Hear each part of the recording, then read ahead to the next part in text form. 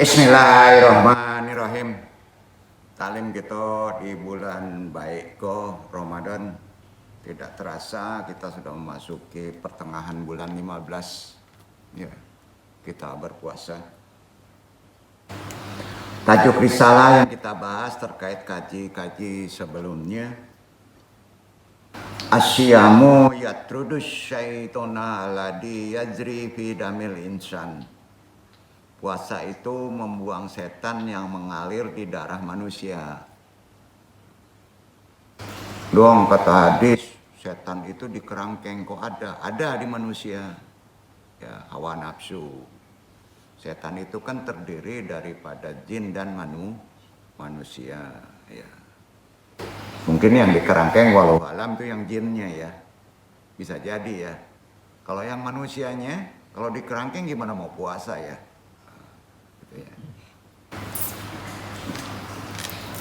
Alhamdulillahirabbil alamin hamdan habibi hamdal mustafirin hamdan yu'asi yu'amahu yukafi majidah asyhadu alla ilaha illallah wa asyhadu anna muhammadan abduhu wa rasuluh. Allahumma sholli wa sallim wa barik ala sayyidina Muhammadin wa ala alihi wa baitihi wa dzurriyyatihi ajmain.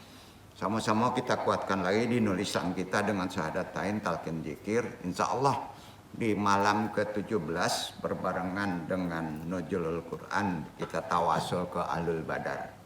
Kita amalkan, mudah-mudahan kalau kita amalkan secara jamaah, semangat kita untuk mengamalkan sendiri itu lebih baik ya. Sama-sama kita lafadzkan asyhadu alla ilaha illallah wa asyhadu anna muhammadur rasulullah. Allahumma sholli ala sayyidina Muhammadin nabi ummi wa ala alihi wa sahbihi wa salim. Istighfar, astaghfirullahaladzim, astaghfirullahaladzim, astaghfirullahaladzim. Doa marifat, ilahi anta maksudi waridloka matlubi atini mahabataka wa marifataka toharo la ilaha illallah la ilaha illallah la ilaha illallah. Isbat la ilaha illallah la ilaha illallah la ilaha illallah la ilaha illallah la ilaha illallah la ilaha illallah la ilaha illallah. La ilaha illallah Muhammadur Rasulullah ilaha diniyah sholihi wa ilaha hadrati Syekh Abdul Qadir Jalani bisyafaat Nabi Muhammad bismillah walillahi ya Allah ya Allah ya Allah innaka ala kulli syai'in qadir taqdi hajatina. Wa khususan Barui Nur Muhammadin khususan Barui Muhammad Abi Yunaka wabil khusus hadiri al-madi kalifatul radin wabil khusus arwahi juriyatihi wa khususan arwahi muslimin mu'minin wa muhsinin al-fatihah. A'udhu billahi minasyaitonir rajim. Bismillahirrahmanirrahim. Alhamdulillahirabbil alamin arrahmanir rahim maliki yaumiddin iyyaka na'budu wa iyyaka nasta'in ihdinas siratal mustaqim siratal ladzina an'amta 'alaihim ghairil maghdubi 'alaihim waladdallin. Alhamdulillah wassalatu wassalamu ala Rasulillah wa ala alihi wa ashabihi wa man walah. Rabbi shrah sadri wa yassir amri wahlul 'uqdatam lisani yafqahu qauli. Kita lafadzkan niat kita besok puasa. Sama-sama langsung ya. Nawaitu syawalin an ada'ani wa bisyari Ramadana hadis sanati lillahi ta'ala. Aminkan saja doa puasa kita di hari ke-15 dan ke-16. Bismillahirrahmanirrahim.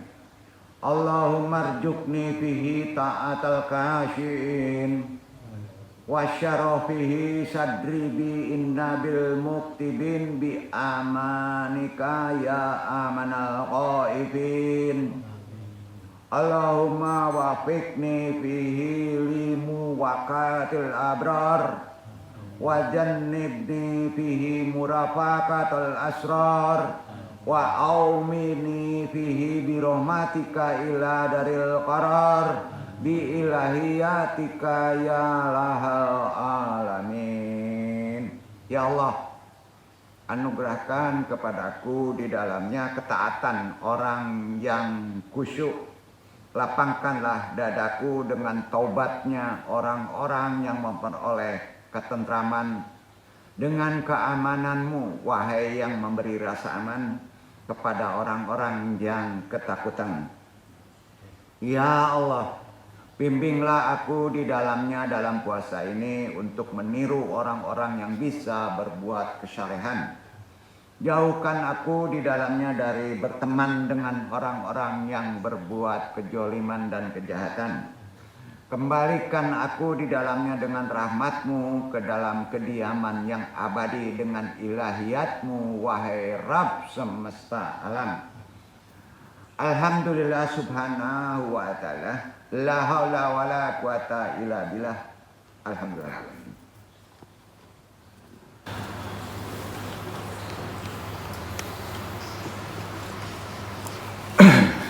Hadirin jemaah ikhwan akhwat yang mengaji secara talaki langsung semuanya maupun yang tidak bisa hadir semuanya rahimakumullah.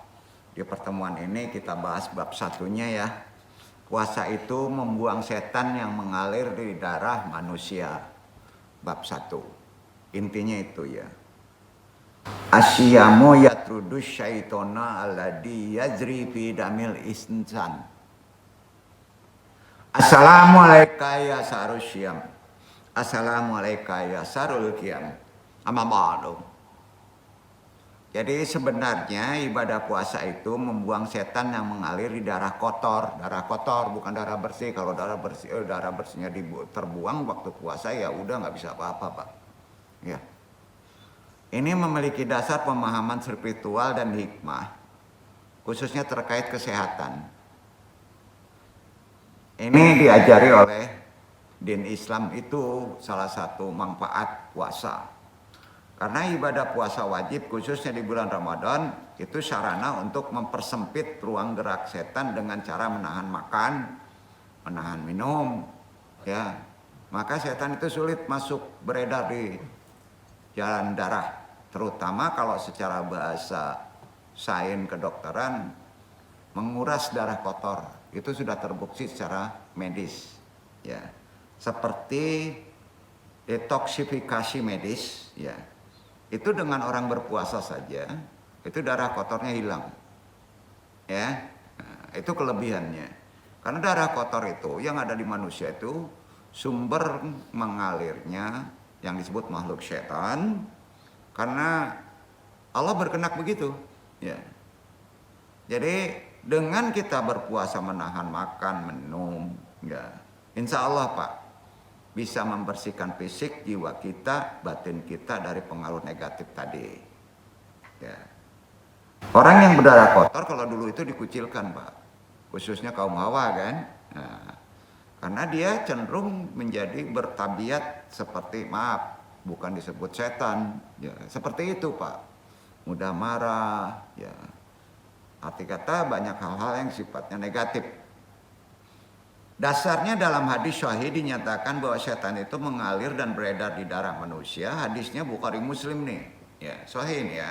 Dong lafadzkan ya. Tanpa mengurangi matan isinya. An Syafi'ata ibnati Hujain qalatu kana. Rasulullah sallallahu alaihi wasallam mu'taqifan dari Sofia binti Hujai. Ia berkata, pernah Rasulullah SAW sedang beritikaf, mu'takifan sedang beritikaf, tentunya beritikaf ini di bulan Ramadan, ya. Fa'atayatuhu, ajuruhu lailan fahadatuhu summa kumtu fanqalatu faqama maliya aqlibana wa kana muskanuha fi adari Usmatan bin Jayyidin. Lalu aku mendatangi beliau setelah selesai itikaf, ya. Sofia binti Hujai ini mendatangi Rasul. Aku mengunjunginya di rumahnya di malam hari. Aku pun bercakap-cakap dengan beliau, Rasulullah. Ini seorang sahabat. Kemudian aku ingin pulang dan beliau berdiri lalu mengantarkan Rasulullah itu. Kala itu rumah Sofia di tempat Usama bin Zaid.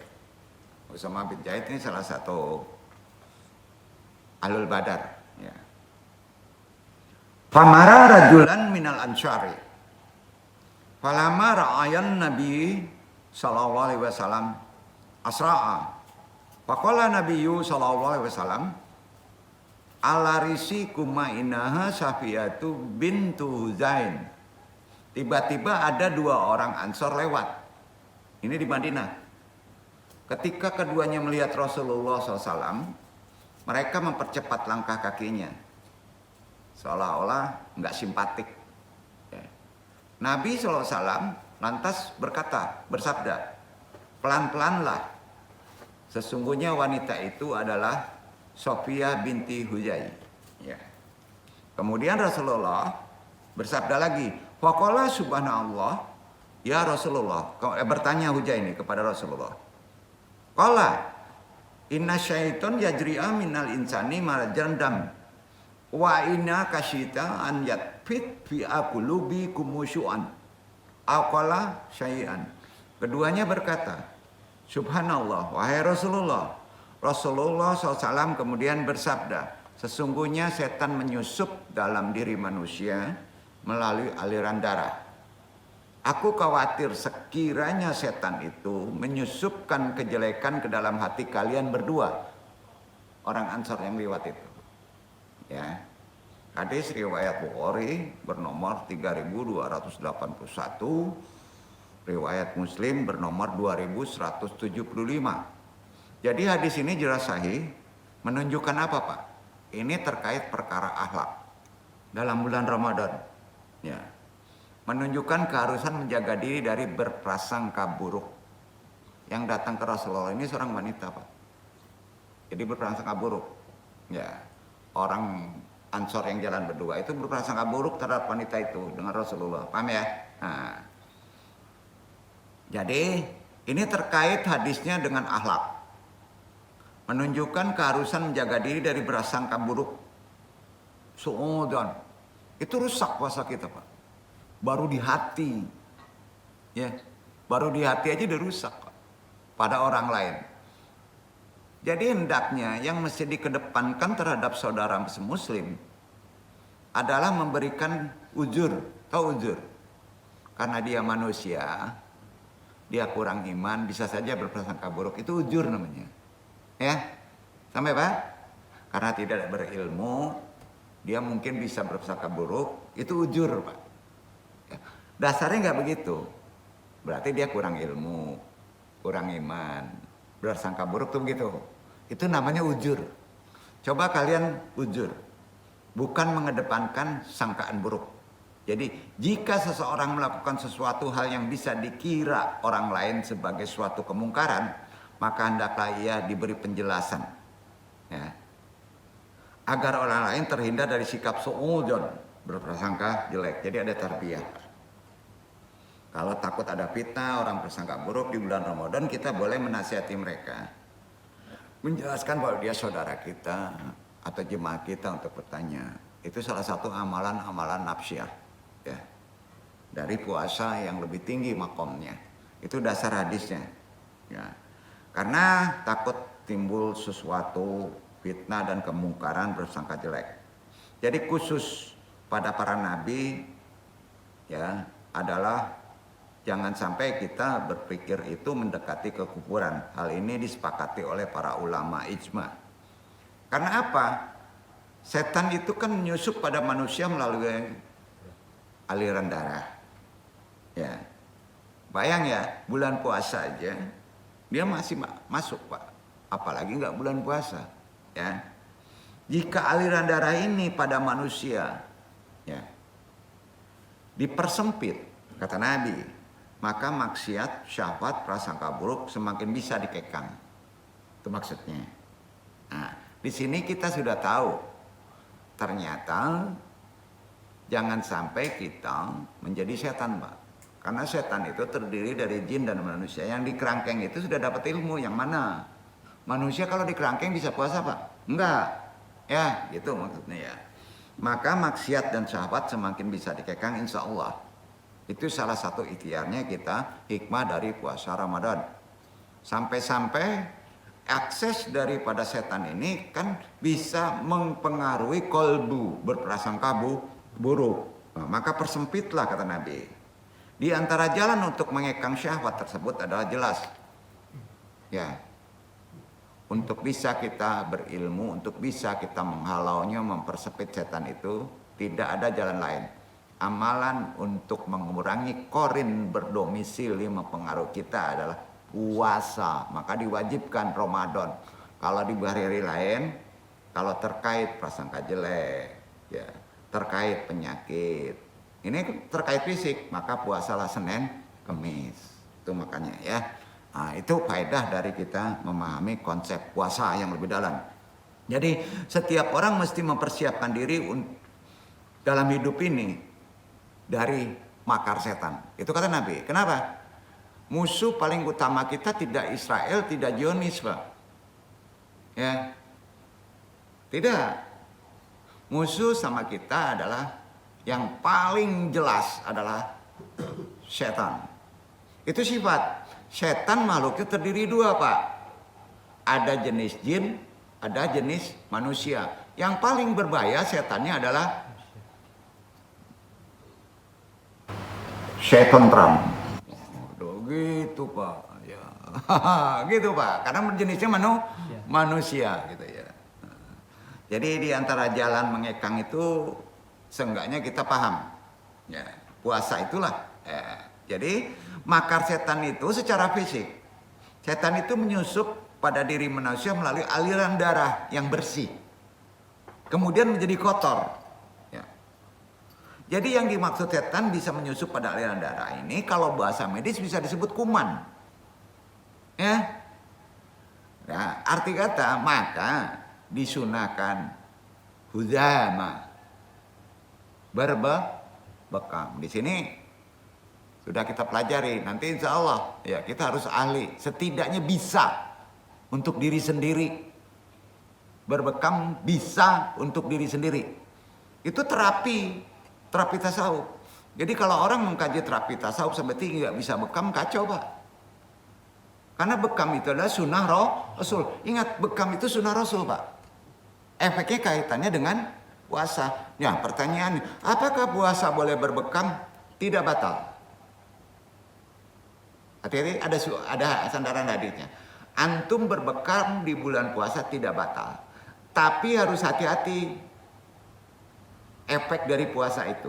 Dari berbekam itu. Kalau nggak ahli yang dicabut nanti darah bersih. Kalau darah bersih, pingsan antum, udah nggak dimakan, dipersempit, dicabut pula darah bersihnya, gimana? Ada efek kesehatannya. Karenanya al-qadiyat dimaknakan secara tekstual. Setan bisa menyusup itu. Kenapa bisa menyusup ke darah setan itu?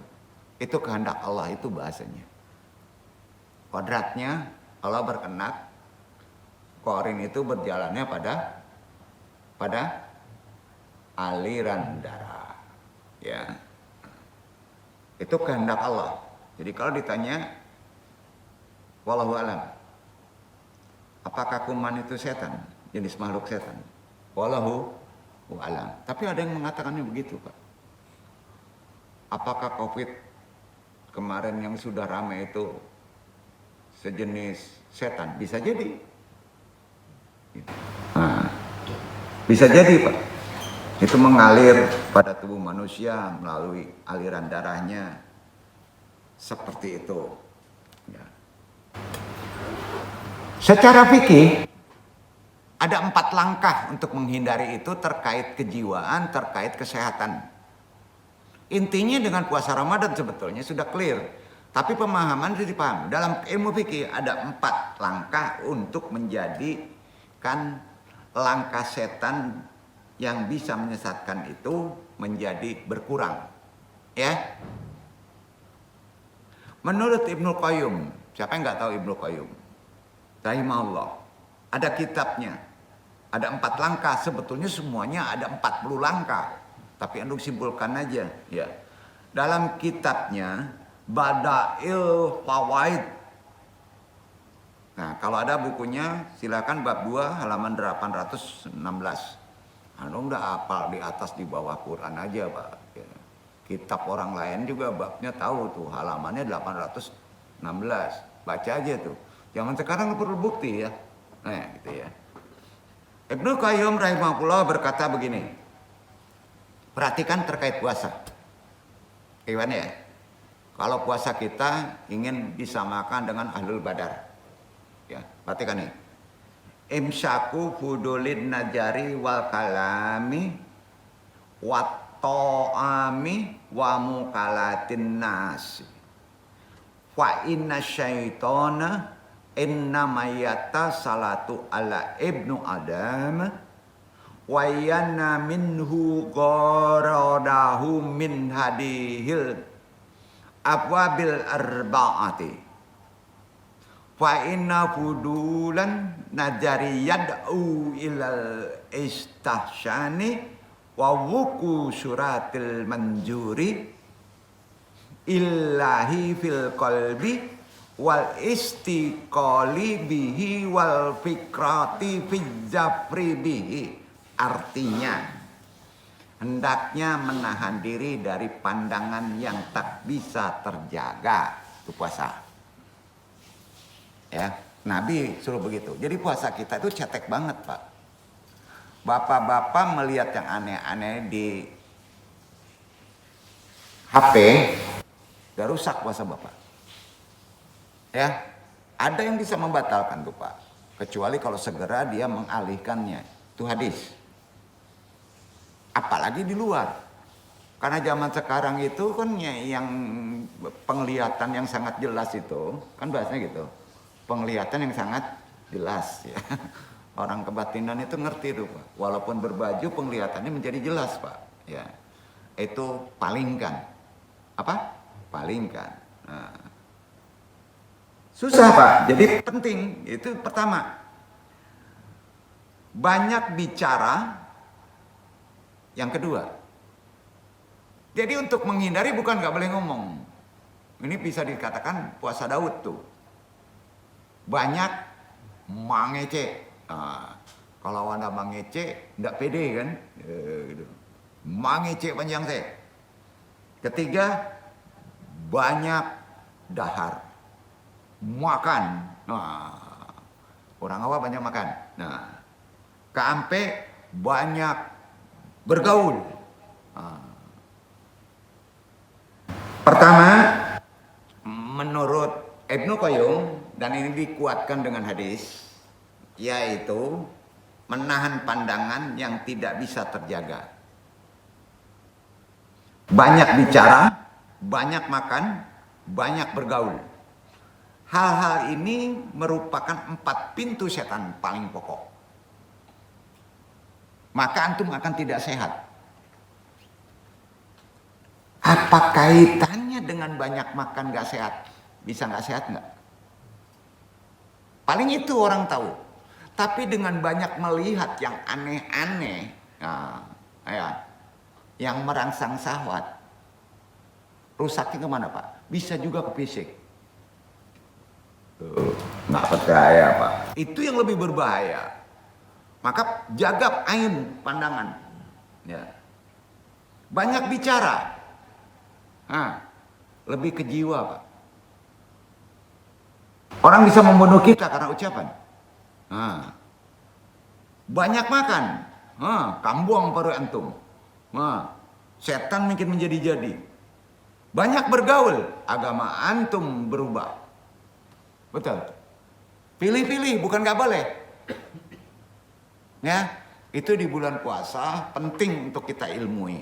Nah, jadi udah tahu ya, Kalau puasa kita ingin mendekati puasanya Ahlul Badar adalah kurangi melihat yang aneh-aneh. Kelihatan doang katanya. Jangan dipaksa ngelihat. Makanya Allah membuat kita leher. Gunanya apa, Pak? Manoleh. Kalau dibuat macam patung lurui sehat terus bikin jale. Kan itu bahasanya, Pak. Nah, jadi begitulah. Penting kita pahami secara lebih jelas ya. Jadi itulah 4 pintu setan dalam menguasai manusia. Merupakan kata Ibnu Qayyim, itulah jalan setan. Nah, mencapai tujuan. Jadi orang yang sering kerasukan, berarti yang keempat ini sering bermasalah tuh. Umumnya pada usia kerasukan, sedang menturasi, cerewet, matonya jelalatan, gitu kan. Gaul sembarangan ya biasa mudah kerasukan, Pak. Nggak percaya cari dah ya kan? Jadi gunanya puasa kalau dinaikkan tadi, puasa kita fisik kita bagus, jiwa kita bagus, betul kan? Itu dia, Pak. Itu disebut puasa Ahlul Badar, Pak ya. Maka hukumnya menang gitu. Jadi dalam menguasai manusia, setan itu supaya mencapai tujuannya, coba enggak menundukkan pandangan akan mengantarkan pada menganggap baik. Estation, menganggap baik semuanya. Yang dilihat akan menancap dalam hati, pikiran pun akan sibuk membayangkannya hingga berpikiran agar bisa tercapai tujuan. Sahabat. Jadi kalau melihat tertanam di memori, Pak. Cantik banget. Apalagi pahanya putih, Pak. Gimana? Itu dia, Pak. 4 hal ini disebutkan oleh Ibnu Qayyim dalam poin ke-10.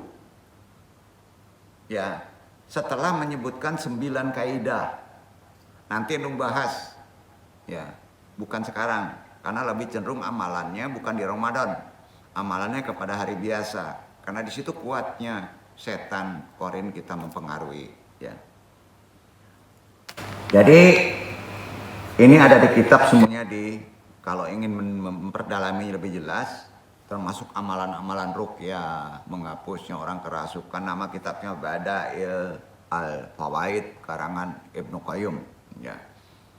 Jadi kalau undang-undang Quraisy pertama gini ya, ini hadisnya dan ada di Quran. Jadi yang disampaikan oleh kitab Ibnu Qayyim ini ada sandaran dalilnya. Anung tidak akan menukil kitab itu kalau tidak ada jelas sandaran dalilnya. Pertama, al-katirul min wijhatin nazari. Banyak memandang. Ya. Adalah memandang lawan jenis khususnya. Ya. Istilah dalilnya mana? Quran. Kata Allah. Jelas ya, ilmu ini andung nukil karena ada Qurannya. An-Nur ayat 30 dan 31. Iqra, Iwan. Itu dia. Itu ilmu mata. Supaya jangan rabun, Mbak. Itu ilmu mata.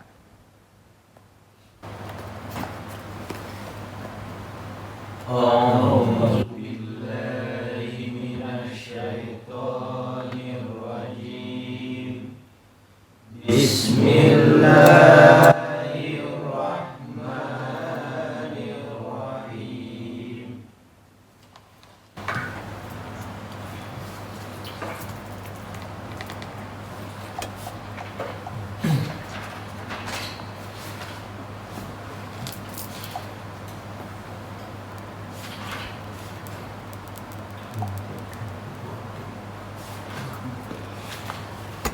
Kulli mu'minin.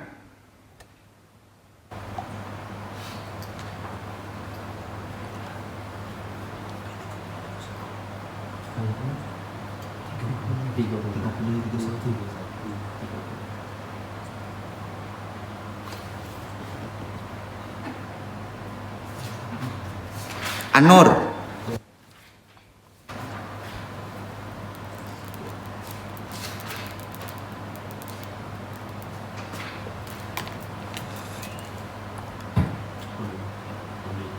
قل للمؤمنين يغضوا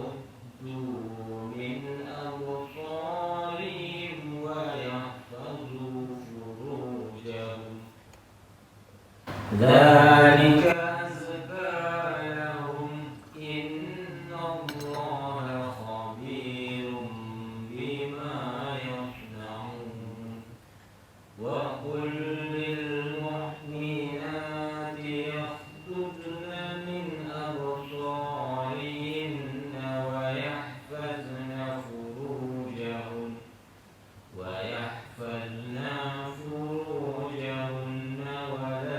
يبدين زينتهن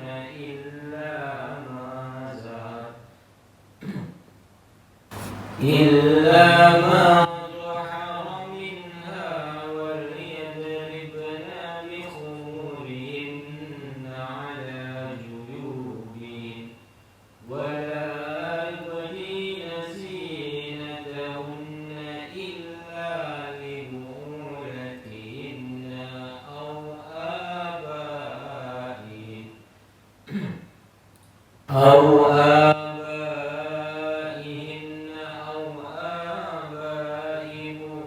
بعولتهن أو أبنائهن أو أبناء بعولتهن أو إخوانهن أو بني إخوانهن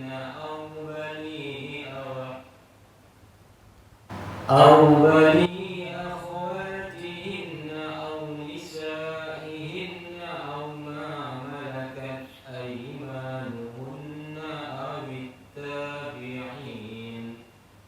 أو التابعين غير أولي الإربة من الرجال أو الطفل الذين لم يظهروا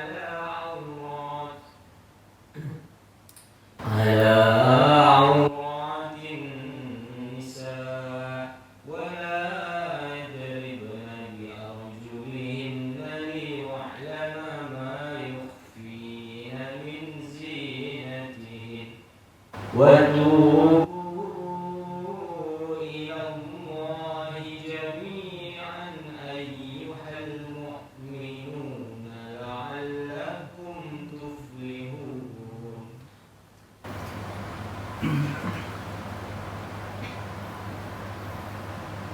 Katakanlah kepada orang laki-laki yang beriman, hendaklah mereka menahan pandangannya dan memelihara kemaluannya, dan demikian itu adalah lebih suci bagi mereka. Sesungguhnya Allah Maha mengetahui apa yang mereka perbuat. Katakanlah kepada wanita yang beriman, hendaklah mereka menahan pandangannya dan memelihara kemaluannya, dan janganlah mereka menampakkan perhiasannya kecuali yang biasa nampak daripadanya, dan hendaklah mereka menutup kain kurung berdadanya, dan janganlah menampakkan perhiasannya kecuali kepada suami mereka atau ayah mereka atau ayah suami mereka atau putra-putra mereka atau putra-putra suami mereka atau saudara laki-laki mereka, putra-putra saudara laki-laki mereka, putra-putra saudara perempuan mereka, atau wanita-wanita Islam, atau budak-budak yang mereka miliki, atau pelayan-pelayan laki-laki yang tidak mempunyai keinginan terhadap wanita, atau anak-anak yang belum mengerti tentang aurat wanita. Dan janganlah mereka memukulkan kakinya agar diketahui perhiasan yang mereka sembunyikan. Dan bertobatlah kamu sekalian kepada Allah, hai orang-orang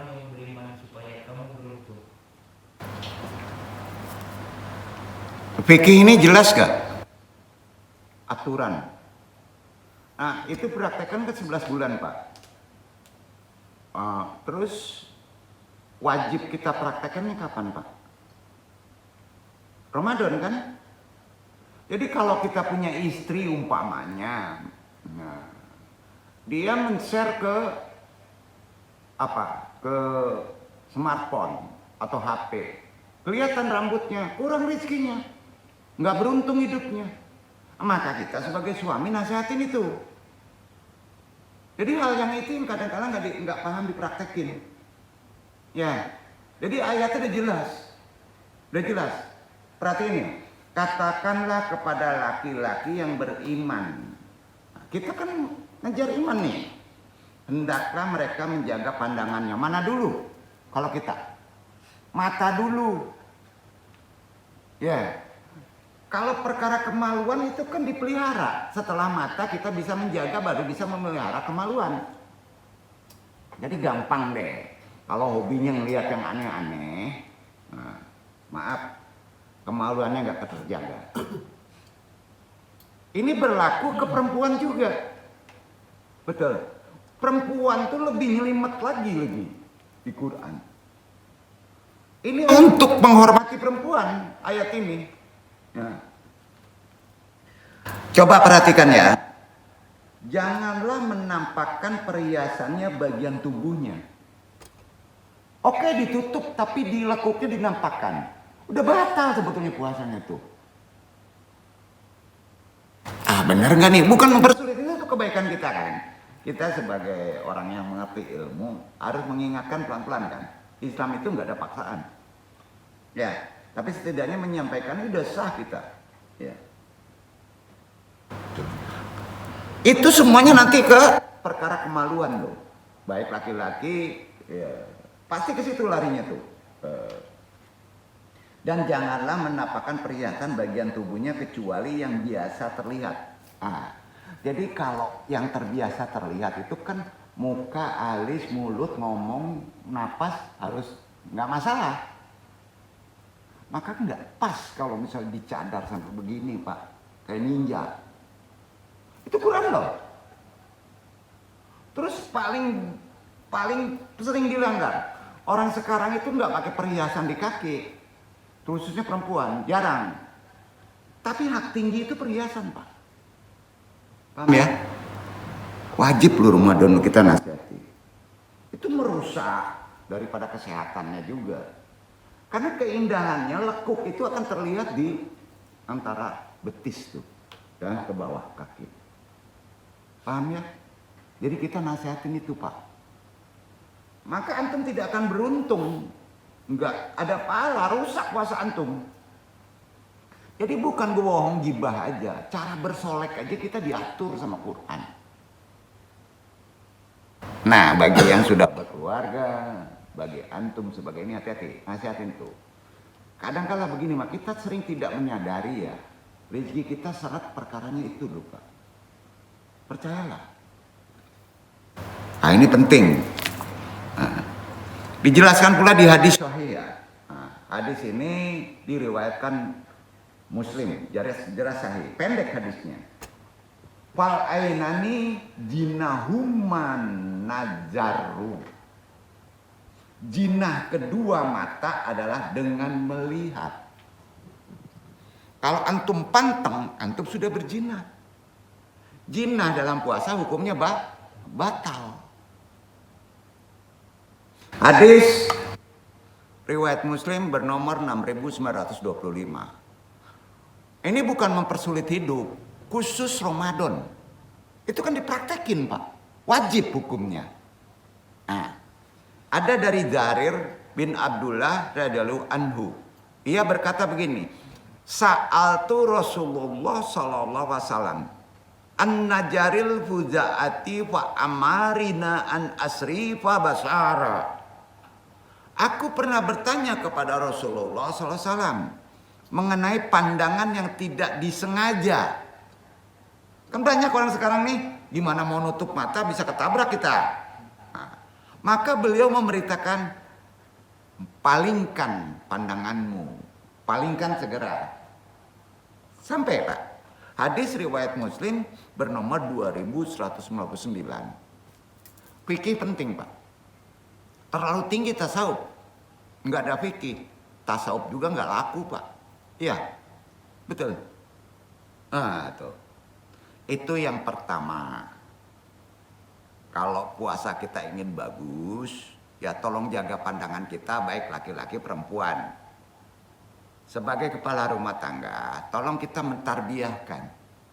Dasar pokoknya Quran surat 30:31 tuh tadi. Itu jelas tuh. Udah baca surat ini. Ya, gampang aja. Berarti kita aman. Tidak memojokkan kita. Sedegil-degil manusia tidak mau menyalahkan Allah kalau dikasih Quran. Duduk. Ya. Kedua, yang mesti kita jaga mempersempit setan mengganggu kita yang ada pada diri kita adalah tahdatu katiran. Apa itu? Banyak bicara. Indah namu berhenti loh.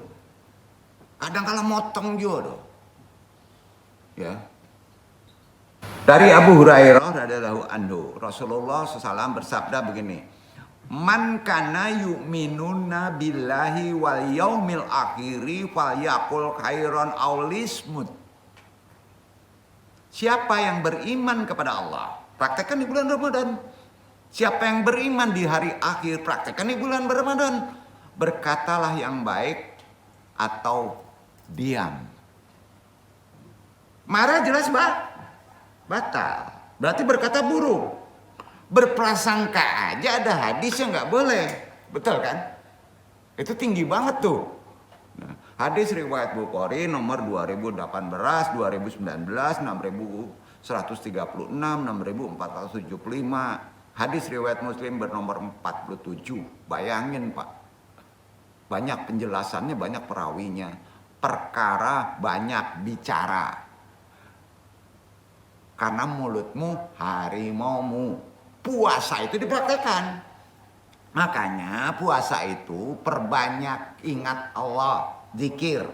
Kalau kita tidak dalam ritual sholat. Itu yang disebut khalwat. Betul kan? Nah, dari Mu'ad kita perhatikan nih. Hadis kedua terkait banyak bicara. Ya.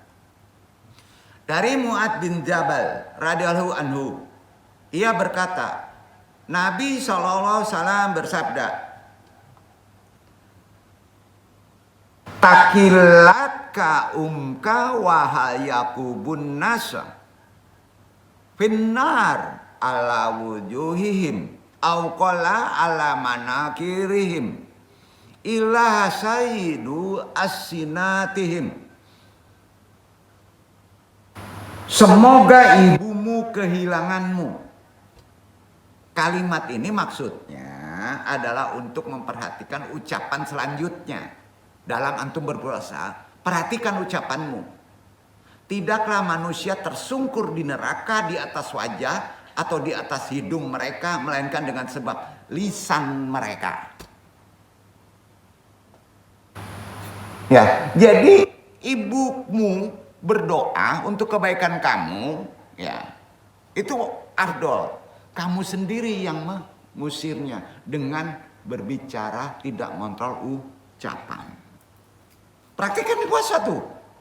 Hadis riwayat Tirmizi 2615, Ibnu Majah 3973. Sahih, nomornya jelas. Ini kan hal yang sehari-hari yang kita sepelekan. Setuju Pak? Hati-hati yang punya anak putri. Ya. Hati-hati, ingatkan itu. Kalau ingin beruntung itulah. Ini untuk kebaikan mereka. Dan ingat kita sebagai orang tua itu bertanggung jawab loh. Betul. Aduh. Bingung pula kalau puasa itu nggak diilmui kan? Benar kan? Nah, ketiga. Ada 4 nih. Akulah katiron. Banyak makan, jelas. Termasuk berbuka, ada aturannya. Tidak sunnah Rasul kalau antum berbuka langsung makan berat. Ada hadisnya. Jadi kalau antum berbuka, sholat maghrib dulu. Ya.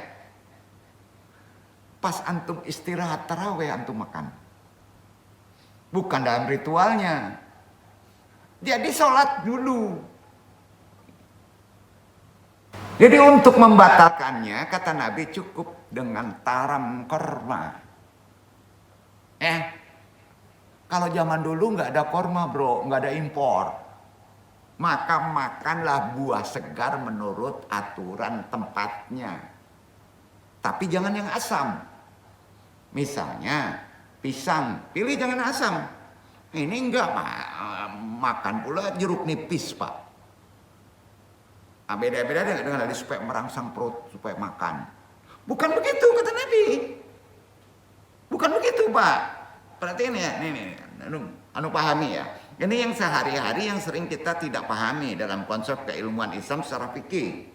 Ya. Banyak makan.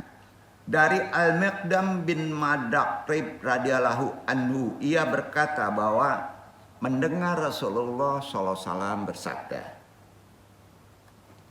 "Ma mala adamiyun wi'an syaran min batnin bi hasbi ibnu adama. Akullatun yukimna sulbahu fa in kan lan mahalata wa tulutun li ta'amihi wa tulutun li syarabihi wa sulutun li nafsihi." Tidak ada tempat yang lebih jelek daripada memenuhi perut keturunan anak Adam.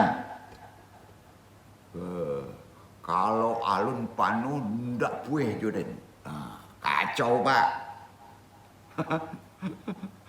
Nah, cukup keturunan Adam mengkonsumsi yang dapat menegakkan tulang.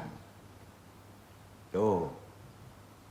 Kalau memang menjadi suatu keharusan untuk diisi, ya, maka kata Nabi, sepertiga untuk makanannya, sepertiga untuk minumannya, dan sepertiga untuk napasnya. Salah tangkok orang makan ya iko. Mungkin, Pak. Indak seperti go tu angok, seperti go makan, seperti go untuk minum itu makasunya. Paham? Kan bingung pula kalau ndak dijalehan. Hadis riwayat Ahmad. Ya. Nomornya 132, Tirmizi nomornya 2380. Ya, itu perkara makan ya. Hadis lainnya, Ibnu Rajab rahimahullah mengatakan begini, perhatikan. Tasmalu fawaidu tanawuli kamiyatin. Akola minato ami li sahatil qalbi. Qalbun aktararikotan. Wafa min amaka. Wan nafsin aktara huduwanan. Wakab haji mahir rahbati. Watahakuma fil godabi wahada yaqtilifu an halati syaksi alladhi yatanawalu kamiyatin kabiratan minat ta'ami. Manfaat dari sedikit makan waktu antum berbuka, baik itu puasa wajib maupun sunnah, ya, sedikit makan bagi baiknya hati, akan baik hati antum. Nah, itu satu. Hati akan semakin lembut. Itu manfaat diatur makan dalam berbuka. Hati akan semakin lembut. Jadi pemahaman semakin mantap, kecerdasan semakin mantap. Ya. Jiwa semakin tenang, ketenangan tidak geroco. Ya. Itu daripada kita menyedikitkan makan waktu berbuka. Ya. Hawa nafsu yang sifatnya jelek bisa tertahan. Karena makan sedikit, setan nggak mengejut, Pak, masih sempit juga, ya. Dan marah semakin terkendali. Hal ini berbeda dengan kondisi seorang yang banyak makan. Itu kata Nabi. Ya, paham? Keempat kita bahas. Apa itu? Keempat dalam puasa kita yang sering kita langgar dalam kondisi kekinian. Al-katiru minat tansiatil ijtimaiyati. Banyak bergaul, intinya gitu. Nah, puasa itu tapa, Pak. Bukan gak boleh bergaul. Banyak diem lah. Banyak itikaf lah. Ya, gitu, Pak. Ya, ngabuburit. Main sini. Ngabisin waktu. Gitu. Bukan ajaran Islam tuh. Bukan sunnah Rasul tuh. Rasulullah SAW bersabda. Dari Abu Hurairah radhiyallahu anhu. Hadisnya Abu Daud Tirmidzi sahih. Al-mar'u ala dini kalilihi faryanjur. Falyanjur. Ahadukum man yakhalilu. Seseorang akan mencocoki kebiasaan teman karibnya. Temanmu agamamu. Ya.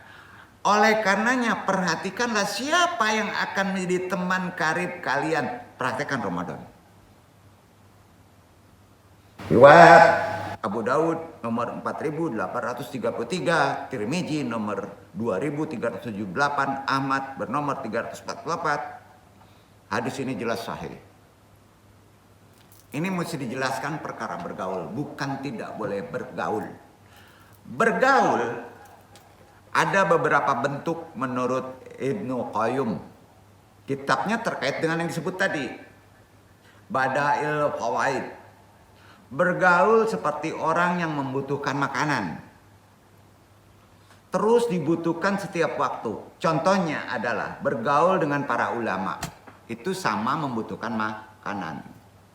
Bergaul dengan para ulama. Ya.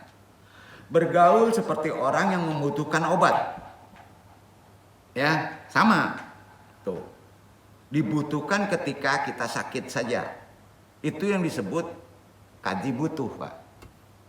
Ya, boleh aja makan, lu nggak marah. Kan gitu kan? Nah, itu terkait bergaul, Pak. Contohnya adalah bentuk muamalat. Kerjasama, berdiskusi, berobat saat sakit, bergaul yang malah mendapatkan penyakit, misalnya ada penyakit yang tidak dapat diobati, ada yang kena penyakit bentuk lapar, ada yang kena penyakit panas sehingga tak bisa berbicara. Jadi bergaul yang malah mendapatkan racun, contohnya adalah bergaul dengan ahlul bid'ah. Nah, dan orang-orang sesat bid'ah jelek, bukan bid'ah hasanah. Ya, serta orang yang menyesatkan dari jalan Allah, gibah aja. Jadi hati-hati bid'ah dolalah itu terkait bergaul. Ini menjadikan bid'ah dolalah sunnah, menjadikan perbuatan baik sebagai kemungkaran dan dibalik sebaliknya. Karenanya Ibnu Qayyim menjelaskan perkara bergaul khususnya di bulan Ramadan pada kitabnya Badail al-Fawaid.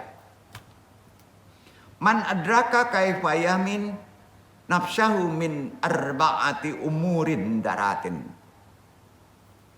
Wahi adamu hazbi basarihi wal iktaru minal kalam wal iktaru minal aqli wal iktaru minal ikhtilati ma'an hadihil umural arba'ata daratun bil fitrati thumma itaqadati sukutu adlimiyati nafsihi min wasawisin syaiton faqad talaqal hidayata wattajannuba abwabi jahannama wa fatwa abwabir rahmati. Siapa yang tersadarkan dengan menjaga diri dari 4 hal yang merusak, siapa yang bisa sadar dengan menjaga diri dari 4 hal yang merusak, yaitu tidak menjaga pandangannya, banyak bicara, banyak makan, banyak bergaul. Padahal 4 hal ini adalah merusak tubuh antum, merusak badan antum, baik jiwa maupun lahir antum. Lalu ia menempuh 9 langkah untuk menjaga diri dari godaan setan. Yang 9 langkah ini antum jabarkan nanti di 17 dengan puasanya Alul Badar, ya. Maka ia berarti telah mendapatkan taufik. Kalau antum menjaga 4 itu sudah mendapat taufik, mencegah dirinya dari pintu jahanam, masuknya setan kepada tubuh yang akan merusak secara fisik dan jasmani dan membuka pintu rahmat. Wabir rahmati, itu dia tuh 4 kesimpulannya. Jadi mudah-mudahan kita bisa mengamalkan ini. Nanti di 17 kita amalkan ritual doanya, gitu aja. Seenggaknya kan diilmui. Kenapa begitu? Orang barat nggak punya pengobatan secara natural alam. Nggak ada, Pak. Nggak ada bekam, nggak ada hujama, nggak ada sedot darah kotor, nggak ada di barat. nggak ada pijit refleksi, prana, nggak ada akupuntur. Di barat nggak ada. Mereka mengobatinya langsung aja ke darahnya dengan obat kimia, dimasuki unsur lain, kan gitu. Ya, kalau kita Muslim, ya langsung jalan pintas, buang darahnya, buang setannya, tuh dia. Itu Muslim tuh, itu yang disebut ijtihad, bekam. Makanya Nabi tidak boleh bawa darahnya. Dalam konsep darah yang terkontaminasi dalam kehidupannya. Nabi itu umi. Padahal Nabi umi tapi fisiknya tetap manusia. Maka dioperasi sama Jibril. Itulah ijtihad. Bahasanya bekam oleh Jibril. Benar kan? Sebelum Isra wal Mi'raj. Karena dia akan menghadapi dunia yang bersih. Dunia yang suci. Ya. Jadi antum akan menghadapi godaan-godaan yang luar biasa 11 bulan. Kalau antum nggak tahu ilmu suci, tidak dipraktekkan di awal Ramadan, berpengaruh nggak ke 11 bulan ke depan? Itu poinnya. Ya. Jadi orang Barat nggak ada pengobatannya. Obatannya langsung aja ke darahnya, dimasukin kimia. Ya. Jadi kita jalur pintas, buang darahnya, namanya huzama. Itulah bekam. Dan itu pengobatan Nabi. Ya. Ini bisa kita sebut sebagai sebuah istilah saum. Jadi bekam sama dengan saum. Sampai? Allah itu maha adil, Pak. Kalau seluruh bekam ada yang alergi, keluar darah bisa pingsan. Maka di sulurah untuk sehat antum adalah berpuasa. Caranya menyempitkan. Dengan menyempitkan jala darah, makanan dikurangi, yang kotor-kotor tidak akan bisa masuk langsung ke perut. Kebuanglah blum gitu. Paham ya? Itu fisiknya. Itulah hujama. Bisa kita sebut sebagai saum menyempitkan pembuluh darah tempat setan bercokol. Jadi bisa juga dikatakan ibadah puasa itu huzama yang mengeluarkan setan, melemahkan setan. Jadi di antara mempersempit tidak makan dengan tidak minum, mau nggak antum ngelemahin setan? Kalau nggak sempat Senin Kemis puasa Daud, minimal puasa 3 hari dalam sebulan. Itu gunanya untuk kelancaran fisik antum, kesehatan jiwa antum, ya, kebersihan hati antum. Itu disebut hujama. Nah, itu di luar puasa wajib Ramadan. Karena sayangnya orang itu sering sakit mendadak, faktor ujian itu boleh hujama. Tapi karena sayangnya Allah, diwajibkanlah hujama 30 hari dengan cara menahan. Sampai Pak? Nah, karenanya dengan antum saum, darah kotor antum akan tersaring, tidak bisa masuk. Karenanya untuk jatah badan itu puasa sangat dianjurkan. Ya habus syahuru, hati-hati. Ya habus syahur, dianjurkan sahur dan diakhirkan. Sahur itu dianjurkan, sunnah. Ada berkah. Dan diakhirkan. Akhirkan apa? Diakhirkan makan. Kalau berbuka, diakhirkan menahan. Duduk ya. Nah itu dia. Banyak orang awam yang ngomong gini. Saya nggak sahur. Tapi dia ternyata makan. Minum. Walaupun hanya satu kurma, makan empe-empe misalnya satu kek gitu. Pagi itu malam tuh. Itu sahur. Makan satu kurma itu begadang malam itu mendekati jam 3, itu udah sahur. Jadi sahur nggak identik makan besar. Sama ya? Itu berkahnya. Jadi sahur itu tidak mesti nasi. Ya. Sahur tidak mesti nasi. Cuma orang Indonesia sahur mesti nasi gitu. Ah, ini dia nih. Nah, enggak begitu. Yang namanya sahur sehat itu begini kata Nabi. Kalau mau konsumsi kurma aja atau pisang goreng aja. Kalau nggak ada kurma. Itu yang berkahnya. Sampai Pak? Ya. Karena makan pisang goreng sama kurma juga konsumsi. Ya, makan banyak juga konsumsi. Minum seteguk juga konsumsi. Jadi nggak ada kaitannya orang mesti kaya. Orang miskin juga bisa sahur. Seteguk air sudah sahur itu. Jangan banyak-banyak makannya. Sunnah. Katanya kita mau melemahkan setan. Makanya puasa yang nggak bener itu, maaf ya, bahasa biasa. Kalau antum nggak kerasa laparnya. Mulai sekarang banyak yang kayak gitu. Berusaha tidak terasa laparnya. Nggak ada faedahnya. Nah, setannya ada. Ya Pak. Kalau mau konsumsi kurma aja atau pisang, itu konsumsi tetap sahur, jangan banyak-banyak ya. Kalau mau melemahkan setan. Terus ketika berbuka, jangan langsung minum teh dingin. Minum kata Nabi air putih dulu, seteguk cukup. Coba perhatian gini. La ilaha illallah, kolak bak enggak sunnah. Kata Nabi seteguk air. Sudah itu wudu, sholat maghrib. Duduk nggak? Kapan makannya waktu di antara jeda setelah sholat istirahat, itu namanya taraweh, baru makan. Nah, taraweh kok sholat larinya? Taraweh itu aslinya istirahat. Tarwiha. Ilmuilah. Yang ada sholat apa? Witir. Sholat malam. Ada 11, ada 23, udah nungkaji kan? Makanya sering ketawa orang kalau menyebut sholat tarawih itu. Sudah itu tadarus. Maka disatukan itu dengan sholat sunnah.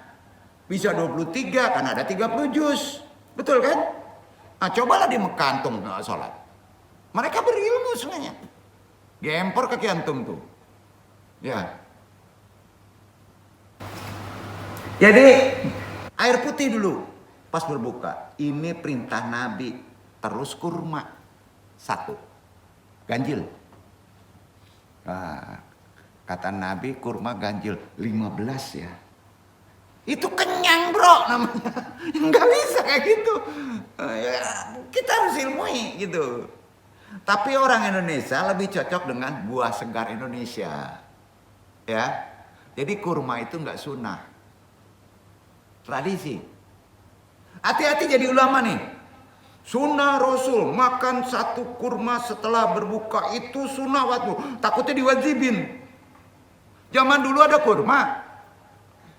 Bingung lah antum tuh. Ya. Nah inilah mesti kita ilmi. Walaupun kurma itu dianjurkan, kita ambil kurma 1 karena kurma udah banyak, karena sudah ada impor. Ada juga adabnya loh. Kita makan ngikutin sunnah Nabi, tapi harus pakai kurma. Sementara kita nggak boleh beli kurma. Pisang udah sama kurma bro. Tapi pisang jangan yang asam. Maka ilmui, jangan taklid. Jadi nggak mesti kalau tidak ada. Karena Nabi berbuka dengan kurma diikuti seperti Nabi. Mabok gitu. Benar kan? Nah, seandainya Nabi dulu ada di Padang, apa kira-kira makan Nabi? Maaf. Apa Pak? Kolak. Kan gitu. Ilmunya kan gitu. Kira-kira gimana tuh Pak ya? Jadi anu nggak mau berdebat ya kita gini. Zaman dulu nggak ada impor kurma. Kira-kira pakai apa Nabi kalau orang Padang? Bukanya. Hah? Itu yang orang Pariaman buat apa tuh? Salah lauk kan? Jadi aneh Pak. Karena ada yang menjelaskan 1 kurma. Sunnah Rasul. Kalau kita nggak berilmu, bingung nggak? Bela-belain hutang beli kurma. Buah-buah segar yang ada di Indonesia, tapi jangan yang asam. Gitu aja. Karena asam di perut itu, ya, akan mengakibatkan rangsangan untuk makan banyak. Paham ya? Padahal itu kita untuk mempersempit setan. Jangan dimasukin lagi setannya. Ilmu medis tuh. Jadi sering terbalik-balik orang sekarang nih ya. Kata Ustadz harus kurma. Ustadz dong cikui. Ini gimana nih? Nah, ente gimana nih? Bayangin zaman dulu Islam baru masuk ke negeri ini belum ada namanya impor kurma kan?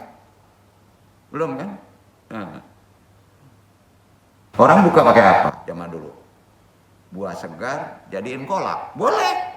Udah pakai kolak aja makan pisangnya. Hati-hati santannya. Itu baru sunnah. Nah, gitu Pak. Ya. Jadi setelah itu mau minum teh. Oh, nggak enak kalau nggak ada seger nih pakai es. Itu nggak sunnah tuh. Kalau nggak minum teh dingin. Wah, nanti selesaikan dulu sholat. Nah ini kalau mau cara berbuka yang berkah, ikuti tuntunannya, insya Allah itu akan lebih baik. Wajilul iftar wahtur alar. Jangan langsung makan berat, sholat dulu. Itu kata Nabi, berarti sunnah. Duduk. Mudah-mudahan praktekin ya. Yang mudah-mudahan main habak aja. Nggak berkah. Katanya mau jadi berkah. Di berbuka itu ada berkah. Kalau ilmunya nggak ada jadi kacau kan? Ya, ini penting Pak yang sehari-hari. Insya Allah. Pastipur iftar watur alat. Jangan langsung yang berat. Sholat dulu, istirahat dulu, terawih baru makan. Karena kalau nggak gitu, hati-hati nih kata-kata. Sholat dulu, terawih dulu, baru makan. Pas terawih katanya. Apa sholat terawih makan kan? Hati-hati itu. Terawih itu artinya bukan di sholat, artinya istirahat. Duduk ya. Tarwiha, kan pernah dong kaji. Duduk istirahat karena kita sudah lagi tenangkan diri ya, setelah kita menahan. Tarwiha jamaknya menjadi tarawih, itulah dia. Maka disunahkan menjadi sholat, diseragamkan, itu gaya-gaya daripada sahabat ya. Nah, kata Nabi, kalau kita wajtilur iftar waktur alar, kata Nabi nih, hadis nih, memakan berat ya, membuat tubuh setan masuk lagi dan lemah, maka mau. Kerasa nggak di fisik? Bagi yang muda-muda enggak Pak. Yang udah tua-tua coba praktekin Pak. Makan banyak lah, langsung sulit sholat tuh. Ngantuk sih bawaannya. Iya kan? Betul. Nabi itu paling suka apa Pak? Bersin. Paling gak suka ngantuk. Nabi paling suka bersin. Karena bersin membuang Pak. Jadi bersin itu harus dijawab. Ya arhamullah. Karena di situ ada berkah. Segera tutup supaya jangan masuk setan tuh. Karena banyak makan ditambah balik dari maka astagfirullahaladzim, ada yang banyak makan katanya. Rusak mah mango atau bersin. Itu Pak. Ada kaitannya di puasa. Membuat tubuh lemah, disitulah setan bermain. Di antaranya ngantuk, lemas, ya. Begitu yang dicontohkan Nabi. Ini jelas. Dicontohkan Nabi, itu yang disebut sunnah. Jadi yang sunnah itu bukan makan kurma. Sholat dulu, terawih, baru makan berat. Duduk. Ada wajib kan di situ maghrib, pendek. Nah itu dia. Mendahulukan berbuka. Dan berbuka dengan apa Pak? Buah segar yang ada di daerah antum. Tapi jangan yang asam, itu sunnah. Kata Nabi, karena Nabi tempatnya ada, disebut tamar. Tamar itu adalah tamar kurma. Agak kering kurmanya, nggak belenyek. Itu yang dikirim kemari. Ya, banyak, mahal harganya, Bo. Iya kan? Jadi kalau antum ada kurma, karena itu dari jazirah, jazirah Arab, tempat turunnya wahyu, dermawan, pahalanya tinggi, antum harus bagi. walaupun hanya 1 butir kepada orang. Duduk. Berarti antum dermawan tuh. Ya, jadi ini penting. Tamar kurma itu zaman sekarang dianjurkan di bulan Ramadan karena sudah ada impor. Kalau kita sudah biasa mengerti ilmu sedekah, berbagi di bulan Ramadan dengan tamar Quran, pahalanya melimpah.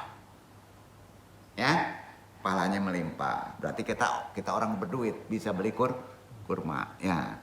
Jadi janganlah kita tidak memahami konsep berbuka sahur secara tuntunan sunnah, khususnya di bulan Ramadan.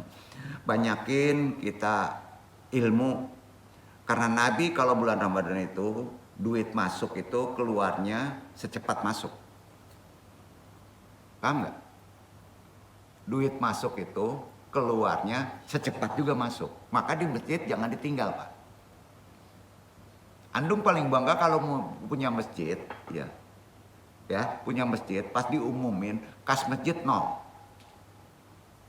Paham ya? Itu paling benar. Berarti beredar dia. Kekurangan kas masjid sekarang cuma 5.000 bapak-bapak yang mensedekah. Alhamdulillah kas masjid sekarang cukup besar 40 juta. Ada kacau tuh. Udah kacau disimpan pula di bank. Mailah parah. Pak, ini penting, Pak. Nah, jadi apalagi di bulan Ramadan harus langsung cepat keluar, maka akan cepat masuk.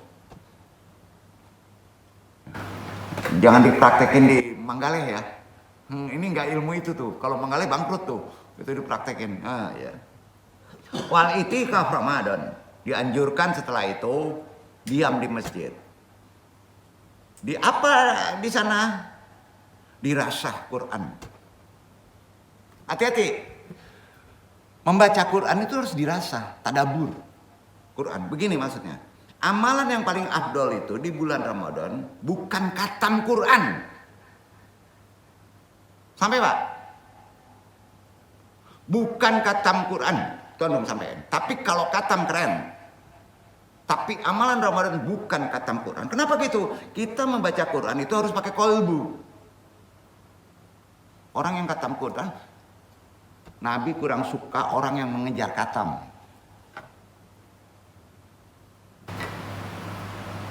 Ya, berarti nggak ikhlas, Pak. Yang dikejar khatam. Jadi gini, kalau antum baca Quran pakai kolbu akan merasakan terkoneksi, terhubung dengan yang menurunkan Quran. Itu ada dalilnya. Ya, maka sebelum baca Quran, apa syaratnya? Zikir dulu, istighfar dulu, kemudian ta'awud sebelum buka mushaf. Perbarui syahadat lagi, syahadatain. Di sini dipraktekin terus kan? Begitu, Pak. Kalbunya disebut-sebut nama Allah. Ya Rahman, Ya Rahman, Ya Rahim. Apa-apa nama Allah yang kita kenal, kita kira sudah tenang kita. Kalau sudah tenang dengan menyebut amalan tadi, baru baca Quran lagi. Indah terburu-buru tuh. Oh ya. Nanti pas baca Quran muncul sakete itu bocor. Setan tuh masuk lagi di darah. Karena kalau menggunakan akal setan masuk tuh. Ya.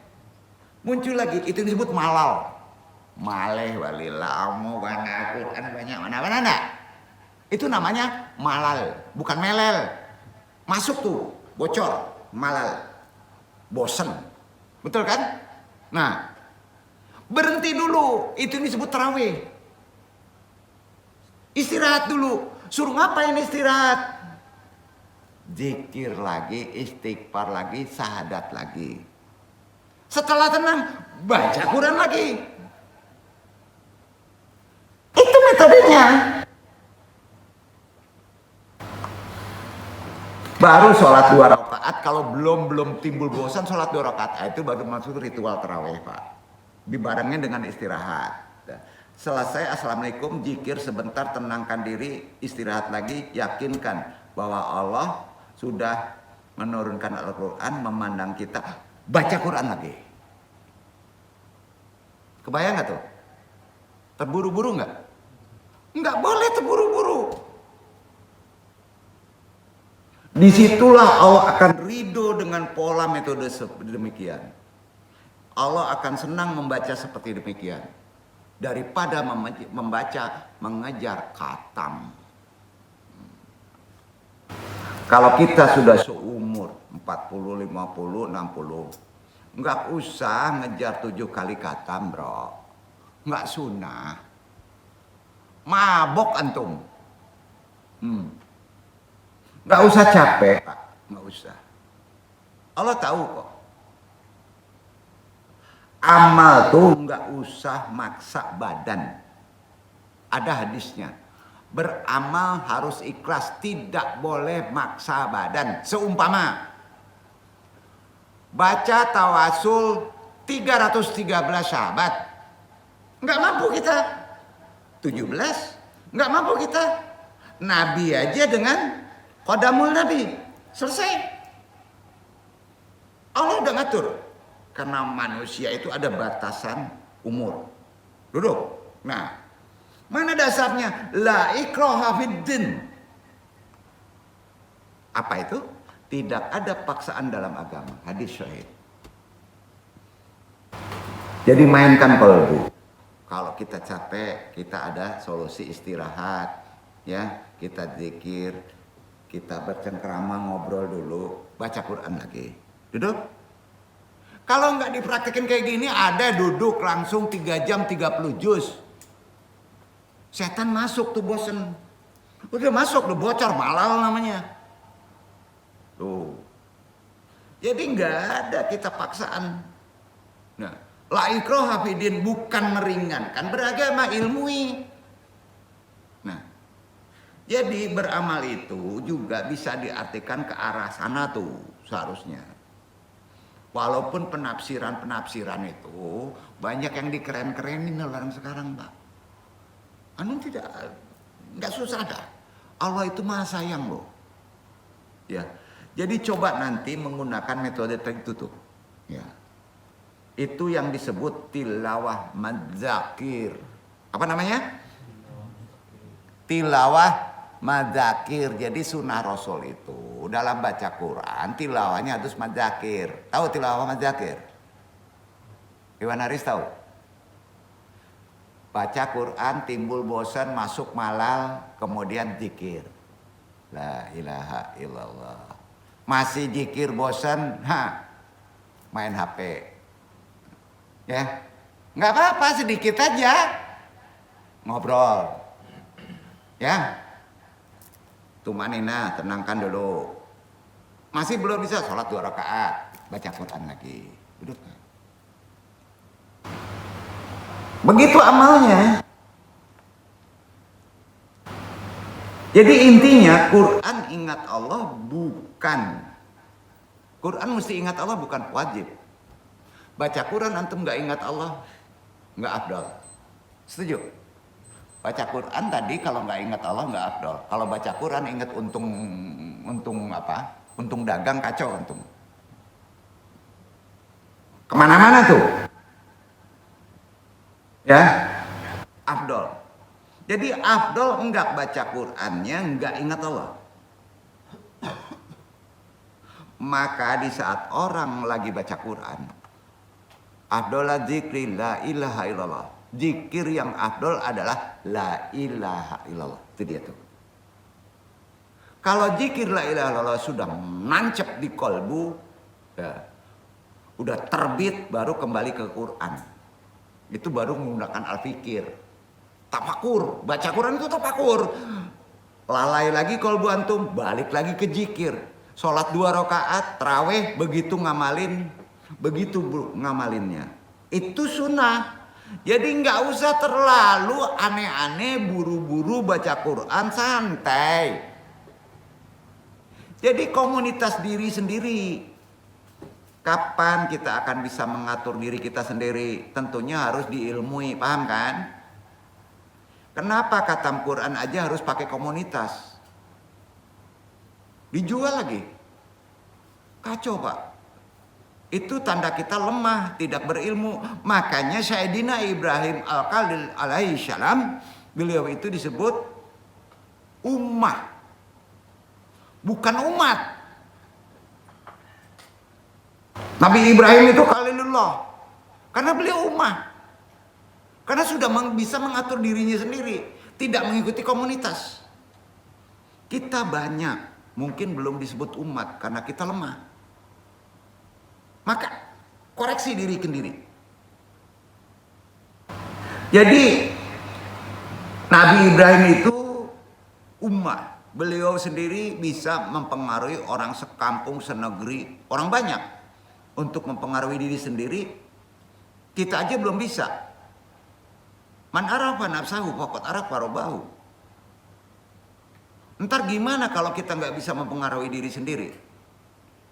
Ngikuti malal kita. Kalau kita sakratul maut datang, bisa kan antum nyetelnya? Datang sekarat. Apa arti sekarat? Sekarat itu mabuk. Jangan dipaksa dengan Johnny Walker. Sekarat itu mabuk paling tinggi.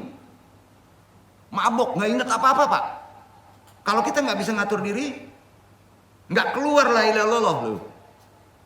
Ya.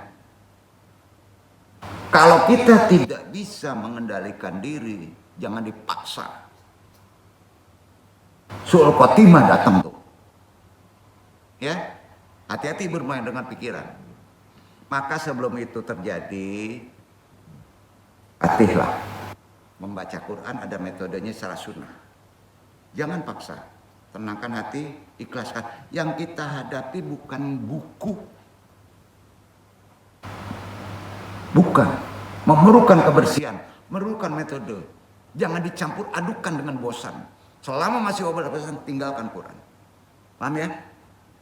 Gitu poinnya pak. Jadi kita harap jangan terkejut-kejut kalau beramal. Ikuti aturan tumanina.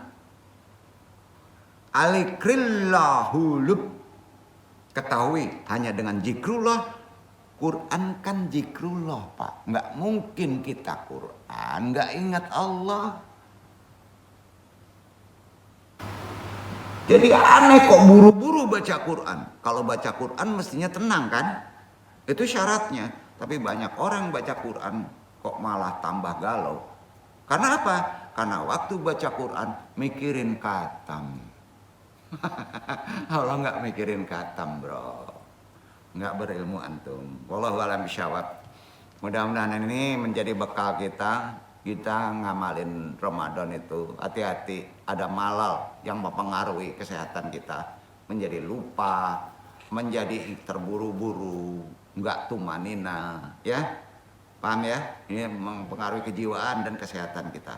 Paidoan dong. Wassalamualaikum warahmatullahi wabarakatuh.